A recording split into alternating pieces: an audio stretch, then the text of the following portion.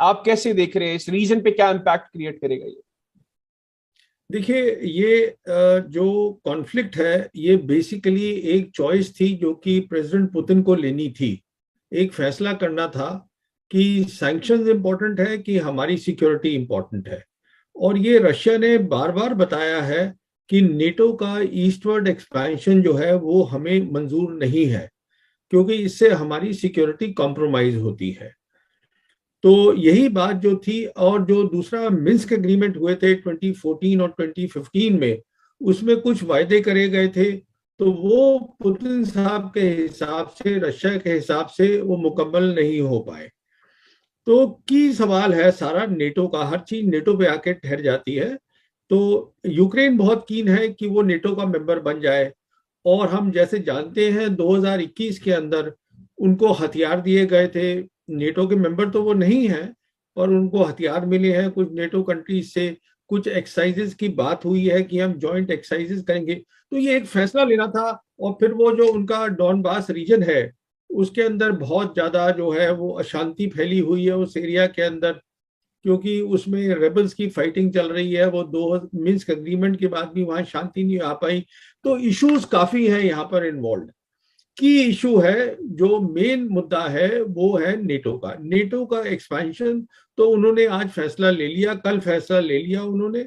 जी। सबसे पहले जो है वो इंडिपेंडेंस उनको स्टेट बना दिया। दोनों जो ब्रेक अवे प्रोविंस थी, उन्होंने उसको मान लिया कि these are independent states now, Russia ने। उसके बाद इन्होंने ये यूक्रेन के ऊपर जो है अपना अटैक कर दिया है। अब इसका असर क्या होगा? देखिए, इसके असर दो बड़े बड़े होंगे। इसका पहला असर तो यूरोपियन सिक्योरिटी पर होगा। बिल्कुल ठीक। ये सबसे बड़ा असर है। यूरोपियन सिक्योरिटी अब जो है, जहां तक अमेरिका तक का ताल्लुक है, अमेरिका कोशिश ये कर रहा है कि जो नेटो है, नेटो की आइडेंटिटी या नेटो का जो काम है वो बरकरार रहे। बिल्कुल ठीक। नेटो बेसिकली था कोल्ड वॉर के टाइम पर, जब वॉर्सा पैक्ट खत्म हो गया तो जी। नेटो का काम खत्म हो चुका था। उसके बाद जैसे आप जानते हैं फिर 9/11 हुआ, तो नेटो उसमें इन्वॉल्व हो गया। अफगानिस्तान में इन्वॉल्व था नेटो। अभी वो ये कोशिश कर रहे थे अमेरिकन की, अब हम नेटो को इंडो पैसिफिक रीजन में भी, जो हमारा है, जहां पर कि उनको सबसे बड़ा खतरा वो समझते हैं चाइना से है, इंडो पैसिफिक रीजन के अंदर, वहां भी उसको इन्वॉल्व करें। तो अभी जो है, जो कि यूरोप में हुआ है, जो रशिया ने किया है बाय अटैकिंग यूक्रेन, तो बेसिक मुद्दा रहेगा नेटो का कि अब नेटो की क्या शेप होगी। नेटो जो है उसका क्या रोल होगा। क्या यूरोपियन नेशंस, जैसे कि फ्रेंच प्रेसिडेंट है, उन्होंने ऑलरेडी कह दिया है कि यूरोप की जो है उनकी अपनी सिक्योरिटी होनी चाहिए। बेसिकली एम्फोसाइज कर रहे हैं यूरोपियन यूनियन सिक्योरिटी की। तो की रोल ये है, नंबर वन, अभी जो बाइडेन एडमिनिस्ट्रेशन है, जिनका पूरा फोकस होना चाहिए था इंडो पैसिफिक पर, जी। क्योंकि वो समझते हैं कि चाइना उनका मेन जो है वो राइवल होगा इस सेंचुरी के अंदर। वो अब एक तो वो बढ़ जाएगा। अब वो मुश्किल हो जाएगा उनको उस पर फोकस करना, क्योंकि ये नया मसला खड़ा हो गया है यूरोप में। बिल्कुल ठीक। दूसरा सवाल ये है अब यूरोपियन सिक्योरिटी का। अब इसका ढांचा कैसे बदलेगा, कहां तक बदलेगा, वो उसका सवाल है।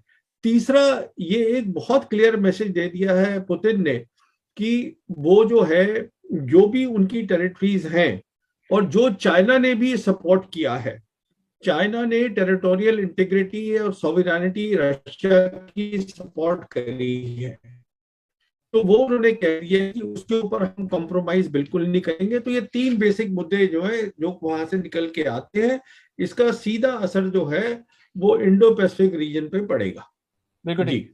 अच्छा प्रवीण साहब, मुझे ये भी बताइएगा, अभी प्राइम मिनिस्टर इमरान खान साहब ने इस क्रूशल टाइम पर रशिया का दौरा किया, और हम देख रहे हैं कि भारत में इस दौरे को बहुत अच्छे से इसके हवाले से बातें नहीं हो रही। क्योंकि हमने कल जनरल राज कादियान से भी बात की, उन्होंने कहा कि मेरी पर्सनल राय ये है कि अगर इस रीजन में ममालिक के आपस की ताल्लुकात बेहतर होते हैं तो ये अच्छी चीज़ है। लेकिन अगर हम भारतीय मीडिया की बात करें और वहां पर जो एक्सपर्ट्स बात कर रहे हैं वो बिल्कुल मुख्तलिफ राय दे रहे हैं, और उनसे ऐसे जैसे ये चीज़ हजम नहीं हो रही।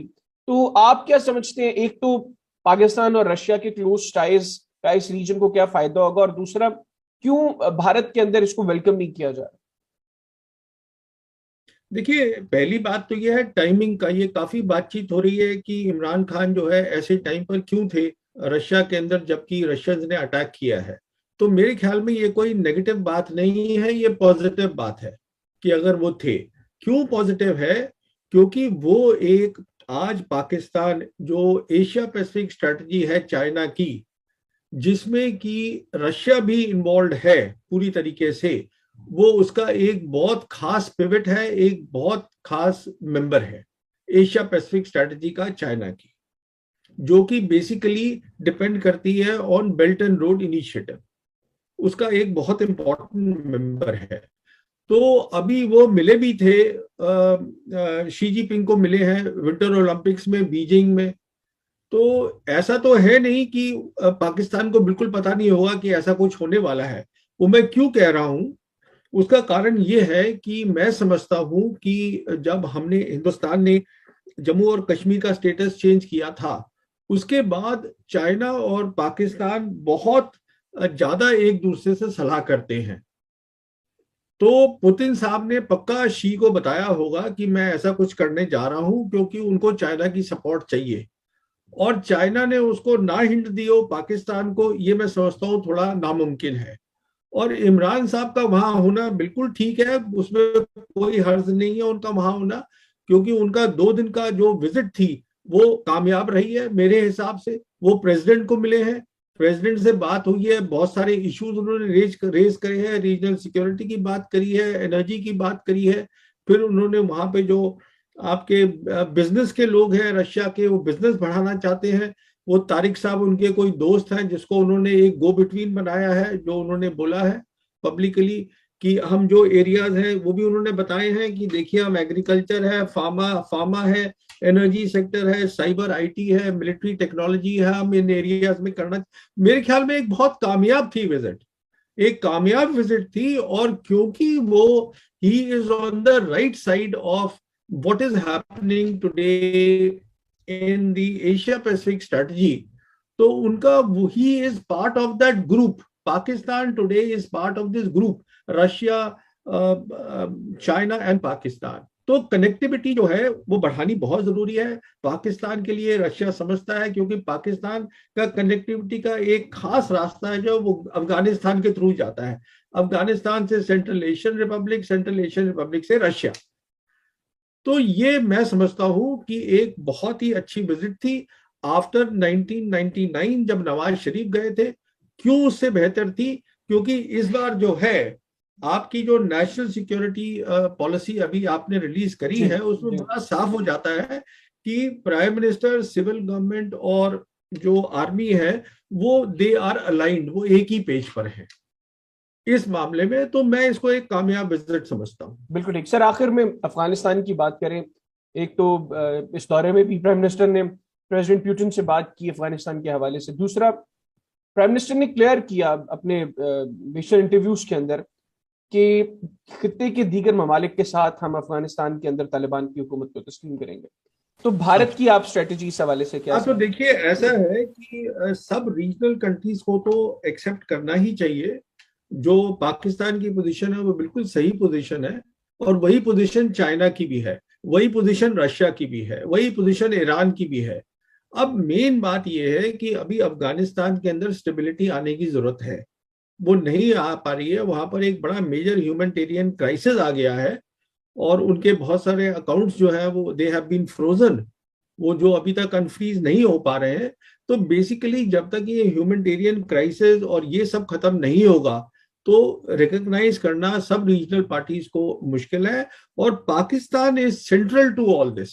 पाकिस्तान डायरेक्टली अफेक्टेड है, जो कि इंडिया अफेक्टेड नहीं है इससे। अफगानिस्तान में पाकिस्तान को नुकसान भी है, फायदा भी है।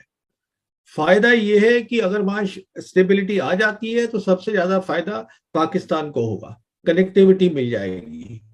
नुकसान ये है अगर ह्यूमैनिटेरियन क्राइसिस बढ़ती है तो उसका सारा बोझ जो है वो पाकिस्तान पे सबसे ज्यादा आता है। तो इसलिए मैं समझता हूं कि जो पोजीशन ली है प्राइम मिनिस्टर ने पाकिस्तान की, वो बिल्कुल सही पोजीशन है और यही होनी चाहिए। इंडिया का इसमें कोई खास रोल है नहीं। आप कैसे देख रहे हैं इस रीजन पे, क्या इम्पैक्ट क्रिएट करेगा ये? देखिए, ये जो कॉन्फ्लिक्ट है ये बेसिकली एक चॉइस थी जो कि प्रेसिडेंट पुतिन को लेनी थी। एक फैसला करना था कि सैंक्शंस इंपॉर्टेंट है कि हमारी सिक्योरिटी इंपॉर्टेंट है। और ये रशिया ने बार बार बताया है कि नेटो का ईस्टवर्ड एक्सपेंशन जो है वो हमें मंजूर नहीं है, क्योंकि इससे हमारी सिक्योरिटी कॉम्प्रोमाइज होती है। तो यही बात जो थी, और जो दूसरा मिन्स्क एग्रीमेंट हुए थे 2014 और 2015 में, उसमें कुछ वायदे करे गए थे, तो वो पुतिन साहब के हिसाब से, रशिया के हिसाब से वो मुकम्मल नहीं हो पाए। तो की सवाल है सारा नेटो का, हर चीज नेटो पे आके ठहर जाती है। तो यूक्रेन बहुत कीन है कि वो नेटो का मेंबर बन जाए, और हम जैसे जानते हैं 2021 के अंदर उनको हथियार दिए गए थे। नेटो के मेंबर तो वो नहीं है, और उनको हथियार मिले हैं कुछ नेटो कंट्रीज से। कुछ एक्सरसाइजेस की बात हुई है कि हम जॉइंट एक्सरसाइजेस करेंगे। तो ये एक फैसला लेना था। और फिर वो जो उनका डॉनबास रीजन है, उसके अंदर बहुत ज्यादा जो है वो अशांति फैली हुई है उस एरिया के अंदर, क्योंकि उसमें रेबल्स की फाइटिंग चल रही है। वो दो मिन्स्क एग्रीमेंट के बाद भी वहां शांति नहीं आ पाई। तो इश्यूज काफी है यहाँ पर इन्वॉल्व। की इशू है, जो मेन मुद्दा है वो है नेटो का एक्सपेंशन। तो उन्होंने आज फैसला ले लिया, कल फैसला ले लिया उन्होंने। जी। सबसे पहले जो है वो इंडिपेंडेंस उनको स्टेट बना दिया। दोनों जो ब्रेक अवे प्रोविंस थी, उन्होंने उसको मान लिया कि these are independent states now, Russia ने। उसके बाद इन्होंने ये यूक्रेन के ऊपर जो है अपना अटैक कर दिया है। अब इसका असर क्या होगा? देखिए, इसके असर दो बड़े बड़े होंगे। इसका पहला असर तो यूरोपियन सिक्योरिटी पर होगा। बिल्कुल ठीक। ये सबसे बड़ा असर है। यूरोपियन सिक्योरिटी अब जो है, जहां तक अमेरिका तक का ताल्लुक है, अमेरिका कोशिश ये कर रहा है कि जो नेटो है, नेटो की आइडेंटिटी या नेटो का जो काम है वो बरकरार रहे।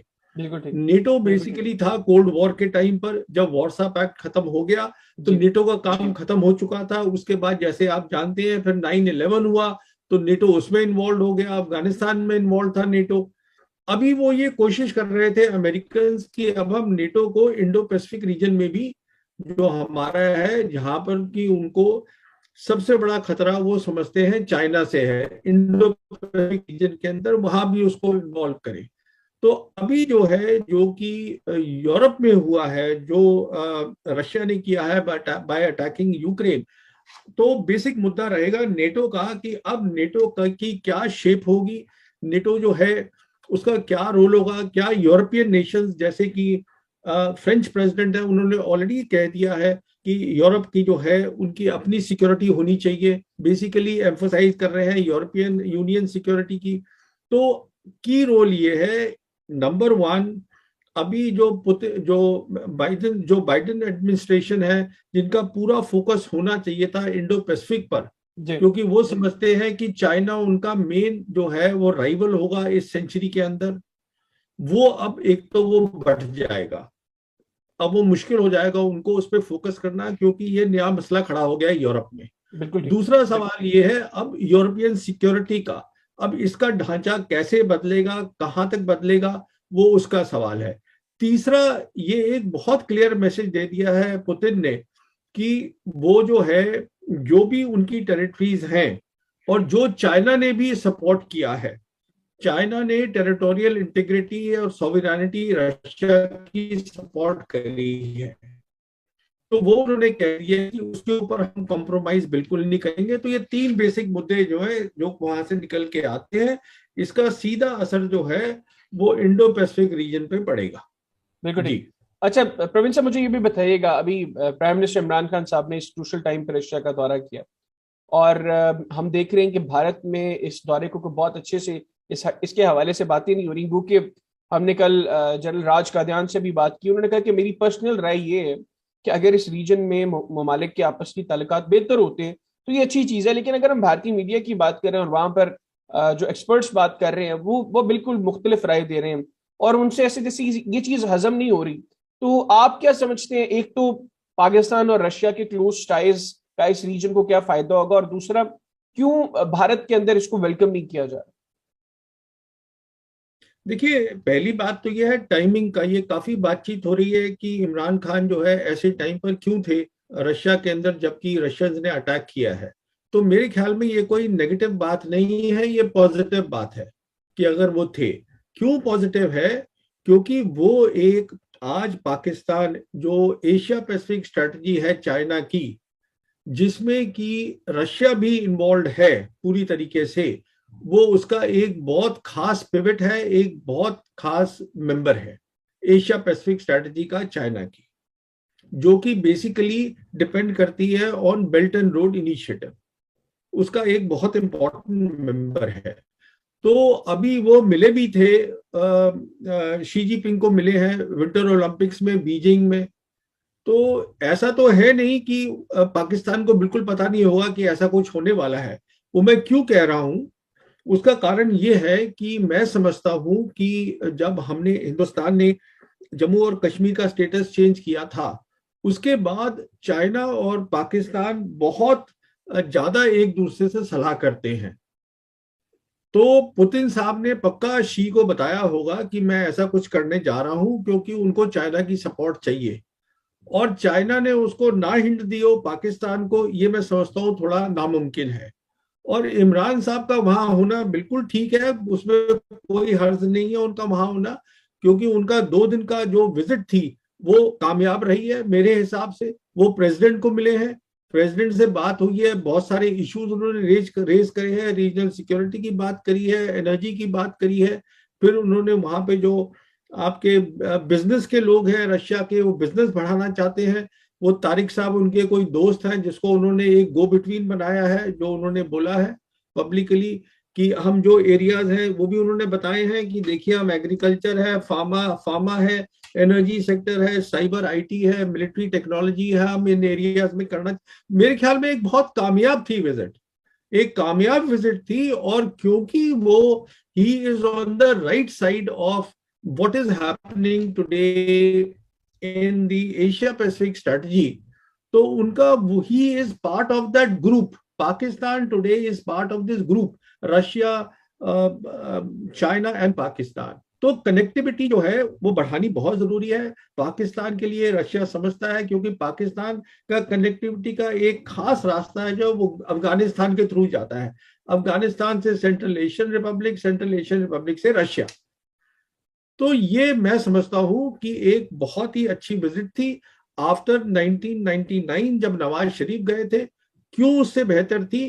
क्योंकि इस बार जो है आपकी जो नेशनल सिक्योरिटी पॉलिसी अभी आपने रिलीज करी है, उसमें बड़ा साफ हो जाता है कि प्राइम मिनिस्टर, सिविल गवर्नमेंट और जो आर्मी है वो दे आर अलाइंड, वो एक ही पेज पर है इस मामले में। तो मैं इसको एक कामयाब विजिट समझता हूँ। बिल्कुल ठीक सर। आखिर में अफगानिस्तान की बात करें, एक तो इस दौरे में भी प्राइम मिनिस्टर ने प्रेसिडेंट पुतिन से बात की अफगानिस्तान के हवाले से। दूसरा, प्राइम मिनिस्टर ने क्लियर किया अपने विशेष इंटरव्यूज के अंदर कि खित्ते के दीगर ममालिक के साथ हम अफगानिस्तान के अंदर तालिबान की हुकूमत को तस्लीम करेंगे।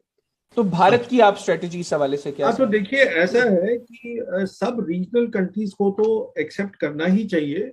जो पाकिस्तान की पोजीशन है वो बिल्कुल सही पोजीशन है, और वही पोजीशन चाइना की भी है, वही पोजीशन रशिया की भी है, वही पोजीशन ईरान की भी है।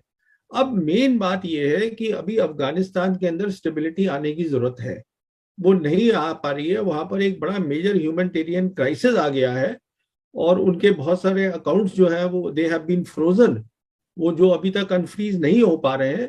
तो बेसिकली जब तक ये ह्यूमैनिटेरियन क्राइसिस और ये सब खत्म नहीं होगा तो रिकॉग्नाइज करना सब रीजनल पार्टीज को मुश्किल है। और Pakistan is central to all this.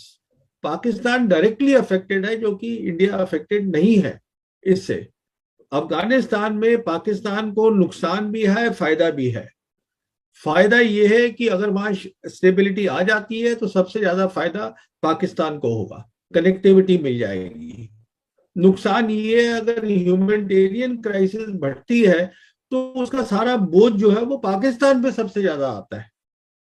तो इसलिए मैं समझता हूं कि जो पोजीशन ली है प्राइम मिनिस्टर ने पाकिस्तान के, वो बिल्कुल सही पोजीशन है और यही होनी चाहिए। इंडिया का इसमें कोई खास रोल है नहीं।